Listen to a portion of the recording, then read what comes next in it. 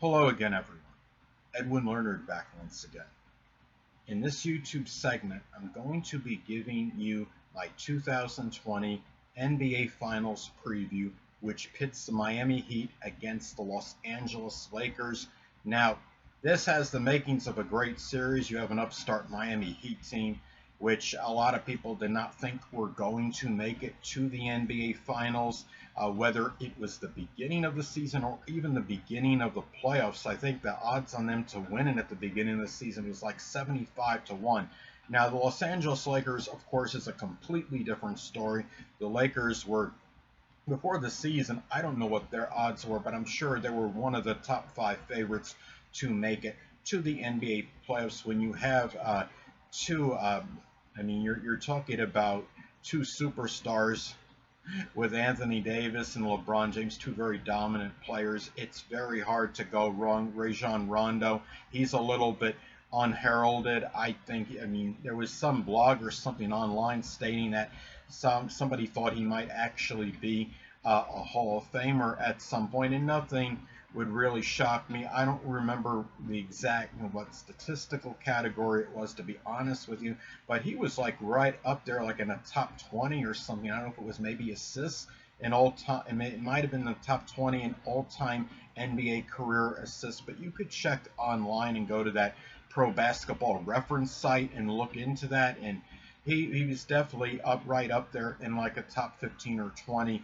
in some very good, one of the major NBA statistical categories. So Rajon Rondo is a very unheralded player, and you don't really hear about him getting like the accolades or that much recognition, but he is one of the better players actually in the NBA. But when you're talking about these two teams, a lot of people would have thought, again, it would be preposterous to see Miami actually make it to the finals. They did this on a lot of grit. And Boston, when they played the Boston Celtics in that Eastern Conference Finals, Boston was likely the better team on paper.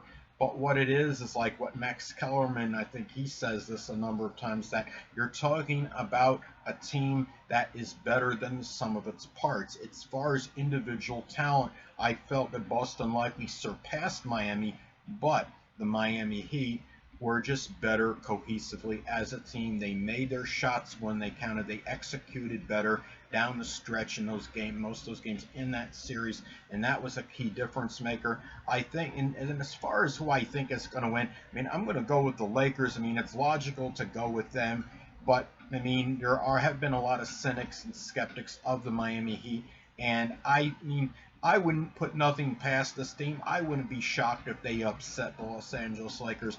But what people have to understand, it may not have been written that much, but I suspect that this series for the Los Angeles Lakers, I do believe it's going to be honoring for Kobe Bryant. I think they're going to try to win this, not just for themselves, but for him as well, as a way of paying some tribute and homage to this great legendary NBA player, which, as many of you may know, passed away due to the helicopter crash in January of this year. And it's one of those things where you have a team that's on a mission and something just seems preordained. I do believe the Lakers will get this done. I don't think they're going to go all the way to the finals and be derailed by Miami, because I think, again, they are trying to do this for Kobe Bryant as well in his memory. But the Miami Heat are going to do everything possible to derail the Los Angeles Lakers' effort to actually do that. And this prediction is not going to be about a lot of analytics or statistics, really, maybe no statistical data really, but I'm just really going by what these teams are about in general, and just the overall talent now, and just what I feel based on what's happened as far as the Lakers go, and the incentive and the motivation. Now, Miami Heat, don't get me wrong, they have a lot of motivation, because hardly anybody is likely giving them a chance. I give them a puncher's chance to win this series. Miami, I think, was like 12-3 in this postseason. They've had a phenomenal run. They defeated the Milwaukee Bucks, I think, in 5 games, and this is and Milwaukee, I think, was the number 1 seed in the Eastern Conference going in. You have a player with Jimmy Butler, who does so much more than just putting up gaudy, statistical numbers. He makes a lot of hustle plays, whether it might be a ball ready to go out of bounds, he may save it. He does certain things where there's that are about intangibles, the things that won't show up on a statistical column. It's like Jimmy Butler will do things giving the team inspiration. It can be it could be deflecting, maybe it's deflecting a ball and somebody else actually gets a hold of it. It could be winning, and whether it might be winning a battle for a loose ball on the ground. And I don't know if those things are really, if there's record of something like that statistically, but you understand what I'm saying. Whether it's something that doesn't fall in an NBA statistical category or something that people may not see as an important statistical category, Jimmy Butler can do those things. It could be saving a ball from going out of bounds, things of that nature. This is what Jimmy Butler is about, and he can put up the points when he has to anyway. And he said something interesting. There was one day when some reporter was talking, or somebody asked him and inquired about, well, Jimmy, why do you wait till later to get going? And he said something like, well, I'm just going to have my teammates do what they can do. And he's basically, I don't remember his exact words, but I think it was something like he could just do what he had to do later on in the game. And you're talking about the Miami Heat, to me, epitomizes team chemistry and a collection of individuals that are about the team concept. You have Crowder, who can hit that, who could be very good three-point shooter, and they have the guy that's I named Hero, and I can't help but think of that song whenever I hear his name. It's like I Need a Hero by Bonnie Tyler, and that Arby's commercial with the guy with the deep voice says that at the end. And the thing is, he has been heroic for Miami. He had 37 points in one game, which helped propel them to victory. Certainly, the Miami Heat could not have gotten to where they are currently without Hero's heroics. And it's going to be, I could see this going 7 games. I'm going to pick the Lakers to get this done in 6. And I think too, when you look at these teams, and you look at what Anthony Davis and LeBron James, and you have Rajon Rondo, the thing about it is, Miami Heat, they have a puncher's chance if they could contain at least one of those players. When I say them, I mean LeBron or Anthony Davis.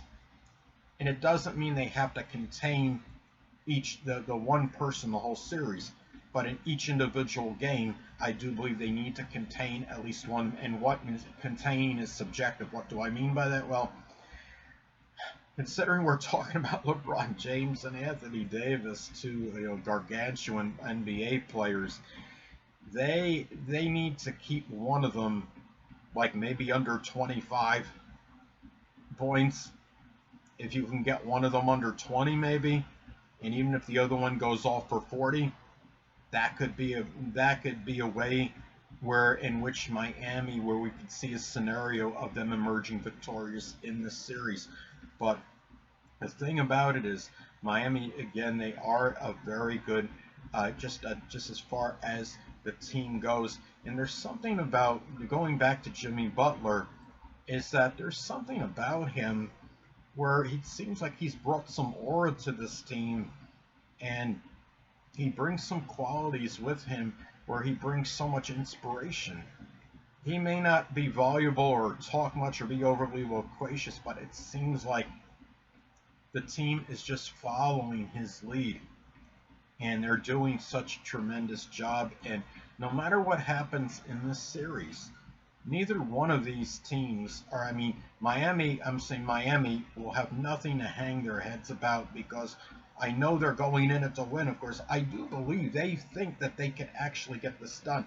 That may be true in a lot of other scenarios and previous NBA Finals series, but like Charles Barkley said one time, and at least more than one time I've heard him say it, that there's teams that can say that they're going to win a series or they're going to beat a team, but they may not really think it inwardly. But something tells me the Miami Heat are playing with such self-assuredness, confidence, not arrogance, not cockiness, but they have the confidence. I do think they believe they can win this series against the Lakers. And I think when you look at this Miami Heat team, the way they're constructed, they are about the team chemistry. They are about everybody getting involved, and it's a team that could actually have potential to beat a team that may have two dominant players because of this chemistry, because of their ability to play cohesively, and you're not, and it's a team that what happens is they seem very disciplined. It seems like after a win, they don't get full of themselves. They don't think, oh, well, look how we played in that one. We don't have to really try much of anything in the second one to win that game. They're very focused and they're hungry as well. And I am a little ambivalent in this series because I'm predicting the Lakers to win, but I am really rooting for Miami. They're like they're a sentimental favorite for me. Again, going, not to be redundant, but going back to Jimmy Buckets, Jimmy Butler. And the Butler has done it for the past three series. Can he do it in this one? Well, time will tell. But I do, I would love to see him get that NBA title. I would love to see this actually happen. He seemed to form some bond and rapport with Pat Riley of the Miami Heat. I don't forget his title. I don't know if he's like a vice president or he's some chairman of operations there or something. He's a big wheel with the Miami Heat. Pat Riley. Speaking of inspiration, another person that's very inspirational, and he did so with his work with the New York Knicks, and when he coached the Miami Heat, and now being in his executive position with the Heat, he is working some magic now. And again, nothing would shock me. I wouldn't be flabbergasted if Miami did pull this series out. But I think the Lakers right now, both these teams are on such a mission, but the Lakers ascends what Miami is going for because of the Kobe Bryant factor. I think they're just more aura with that team. I think they're going. I think they have so much motivation right now because of that. Because I do believe they want to honor Kobe Bryant in this series. Remember when Anthony Davis he exclaimed Kobe in one of the at the end of one of those games when he made that game-winning shot. I think it was in Game 2 of the Western Conference Finals against the Nuggets. And I think that kind of told me right there that I do believe that this is about. It's not just about this LA Lakers basketball team winning the title. It's about them winning it with Kobe in spirit. I do believe that. And anyway, people, that'll conclude this NBA prediction segment. Until next time, people, Edwin Learnard saying stay well.